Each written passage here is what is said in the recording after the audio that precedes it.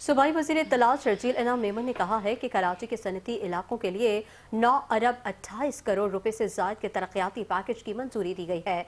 हुकूमत सिंध का एक तारीखी और बरवक्त ये फैसला है। उनका कहना था कि सिंध हुकूमत कराची को दोबारा एक मजबूत, फ़आल और मुसाफ़ती सनती मरकज़ बनाने के लिए संजीदगी और तसलसल के साथ काम कर रही है। शर्जील इनाम मेमन ने कहा कि कराची मुल्की मईशत का दिल है और सनती जोन्स की बहाली बराह रास्त रोजगार, बरामदात और सरमायाकारी से जुड़ी हुई है। उन्होंने बताया कि सनती इलाकों के इंफ्रास्ट्रक्चर की बेहतरी के लिए जामे रोड मैप के तहत पीर से तरक्याती काम शुरू होंगे और 6 माह के अंदर मुकम्मल किए जाएंगे। उनके मुताबिक ये फंड्स इंफ्रास्ट्रक्चर डेवलपमेंट से फराहम किए जा रहे हैं जो सनतों की जानिब से अदा किया गया है।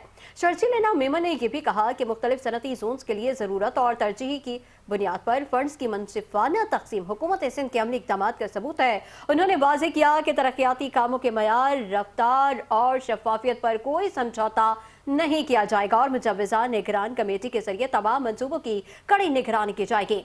सूबाई वज़ीर ने मजीद कहा कि वज़ीर आला सिंध ने पहले मरहले की तकमील के बाद सनती इलाकों के लिए इसी नौयत के एक और बड़े तरक्याती पैकेज का भी ऐलान किया है।